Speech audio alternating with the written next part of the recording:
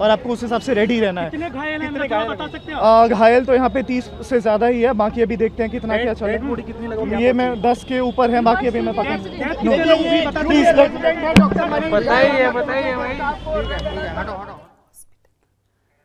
So ಈಗಾಗಲೇ ಹಾಸ್ಪಿಟಲ್ನಿಂದನೂ ಕೂಡ ಒಂದಷ್ಟು ಮಾಹಿತಿಗಳು ಲಭ್ಯ ಆಗ್ತಾ ಇದೆ. ಈಗಾಗಲೇ ಸಾಕಷ್ಟು ಜನ ಅಲ್ಲಿ ಈಗ ಹಾಸ್ಪಿಟಲ್ನಲ್ಲಿ ಬಂದಿದ್ದಾರೆ. ಕಾರಣ ಈಗಾಗಲೇ ಅವರಿಗೆ ಸಾಕಷ್ಟು ಗಾಯ ಆಗಿದೆ. ಗಂಭೀರವಾದ ಗಾಯಗೊಂಡವರ ಸಂಖ್ಯೆ ಈಗಾಗಲೇ ಕ್ಷಣದಿಂದ ಕ್ಷಣಕ್ಕೆ ಏರಿಕೆ ಆಗ್ತಾ ಇದೆ.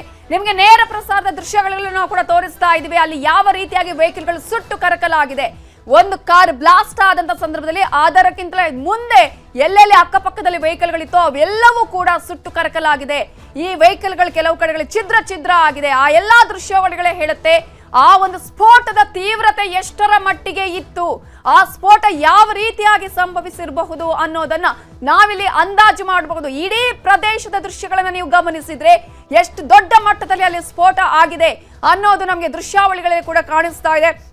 ಆಲ್ರೆಡಿ ಇಡೀ ಪ್ಲೇಸ್ ಅನ್ನ ಇದೀಗ ಅಲ್ಲಿ ಪೊಲೀಸರ ಆಗಿರ್ಬೋದು, NSG ಆಗಿರ್ಬೋದು, NIA ಆಗಿರ್ಬೋದು, ಇವರೆಲ್ಲರೂ ಕೂಡ ಈಗಾಗಲೇ ಅಕ್ವೈರ್ ಮಾಡ್ಕೊಂಡಿದ್ದಾರೆ. ಆ ಒಂದು ಪ್ರದೇಶದಲ್ಲಿ ದೊಡ್ಡ ಮಟ್ಟದ ಸ್ಫೋಟದ ದೃಶ್ಯಾವಳಿಗಳನ್ನ ಕೂಡ ನಿಮಗೆ ತೋರಿಸ್ತಾ ಇದೀವಿ. ಆಗ ನಡೆದಂತಹ ಸ್ಫೋಟ ಹೇಗಿತ್ತು ಅನ್ನುವಂಥದ್ದು, ಆ ಸ್ಫೋಟದ ತೀವ್ರತೆ ಯಾವ ರೀತಿಯಾಗಿತ್ತು ಅಂತ ಹೇಳಿ ನಮ್ಮ ರಾಷ್ಟ್ರ ರಾಜಧಾನಿಯನ್ನೇ ಟಾರ್ಗೆಟ್ ಮಾಡಿಕೊಂಡು ಉಗ್ರರು ನಡೆಸಿರಬಹುದು ಅಂತ ಹೇಳಲಾಗ್ತದೆ. ಈ ಒಂದು ವಿಧ್ವಂಸಕ ಕೃತ್ಯವನ್ನ ಅಧಿಕೃತವಾಗಿ ಅಧಿಕಾರಿಗಳು ಇನ್ನಷ್ಟೇ ಇದರ ಬಗ್ಗೆ ಸ್ಪಷ್ಟತೆಯನ್ನ ಪಡಿಸಬೇಕಾಗಿದೆ. ಭಯಾನಕ ಕ್ಷಣವನ್ನ ಅಲ್ಲಿ ಬಿಚ್ಚಿಟ್ಟಿದ್ದಾರೆ. ಏನೇನು ಆಯ್ತು ಅನ್ನೋದನ್ನ ಪ್ರತ್ಯಕ್ಷದರ್ಶಿಗಳು ಸದ್ಯಕ್ಕೆ ಈಗ ಕೆಂಪುಕೋಟೆ ಬಳಿ ಸ್ಫೋಟದಲ್ಲಿ 8 ಮಂದಿ ಸಾವನ್ನಪ್ಪಿದ್ದಾರೆ. ಇನ್ನೂ ಕೂಡ ಅನೇಕರು ಗಾಯಗೊಂಡಿದ್ದಾರೆ. ಅವರನ್ನ ಆಸ್ಪತ್ರೆಗೆ ದಾಖಲಿಸಲಾಗಿದೆ. ಈಗಾಗಲೇ ಚಿಕಿತ್ಸೆಯನ್ನ ನೀಡಲಾಗ್ತಾ ಇದೆ. ಆ ಒಂದು ಸ್ಫೋಟದ ತೀವ್ರತೆಗೆ ಕಾರುಗಳು ಧಗಧಗಿಸಿದೆ, ವೆಹಿಕಲ್ಗಳು ಸುಟ್ಟು ಕರಕಲಾಗಿದೆ. ಕೇವಲ ಆ ಕಾರು ಮಾತ್ರ ಅಲ್ಲ, ಅಕ್ಕಪಕ್ಕದಲ್ಲಿ ಇದ್ದಂತಹ ವೆಹಿಕಲ್ಗಳಾಗಿರ್ಬೋದು, ಕೆಲವು ಮನೆಗಳಿಗೂ ಕೂಡ ಅಕ್ಕಪಕ್ಕದಲ್ಲಿ ಇದ್ದಂತಹ ಆ ಒಂದು ಕಂಜೆಸ್ಟೆಡ್ ಏರಿಯಾದಲ್ಲೇ ಸಾಕಷ್ಟು ರೀತಿಯಾದಂತಹ ಅನಾಹುತಗಳು ಆಗಿದೆ ಅನ್ನುವಂತಹ ಮಾಹಿತಿ ಕೂಡ ಲಭ್ಯ ಆಗ್ತಾ ಇದೆ. ಅದರ ತೀವ್ರತೆ ಎಷ್ಟರ ಮಟ್ಟಿಗೆ ಇತ್ತು ಅನ್ನೋದಕ್ಕೆ ಆ ಒಂದು ಕಾರಿನ ತುಂಬಾ ಅಂದ್ರೆ 1 ಕಿಲೋಮೀಟರ್ ವರೆಗೂ ಕೂಡ ಆ ತೀವ್ರತೆ ಇತ್ತು. ಅಕ್ಕಪಕ್ಕದ ವೆಹಿಕಲ್ಗಳು ಅಲ್ಲಿ ಸಾಕಷ್ಟು ಆಲ್ಮೋಸ್ಟ್ ಎಲ್ಲವೂ ಕೂಡ ಪುಡಿ ಆಗಿರುವಂತದ್ದು. 6:52 ಹೊತ್ತಿಗೆ ಸ್ಫೋಟ ಸಂಭವಿಸಿದೆ. ಸಂಜೆ 6:52 ಸಮಯಕ್ಕೆ ಸರಿಯಾಗಿ ಸ್ಫೋಟ ಸಂಭವಿಸಿದೆ.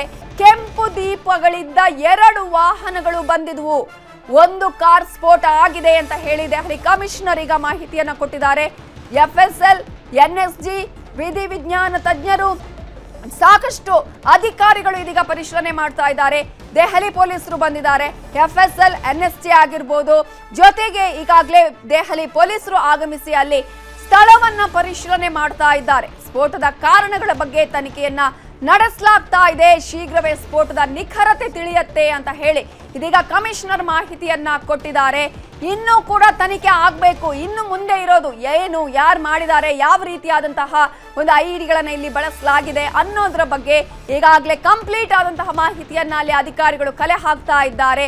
ಕೆಂಪು ದೀಪಗಳಿದ್ದ 2 ವಾಹನಗಳು ಬಂದಿದ್ವು ಅನ್ನುವ ಮಾಹಿತಿಯನ್ನ ಈಗಾಗಲೇ ಕಮಿಷನರ್ ಹೇಳಿದ್ದಾರೆ.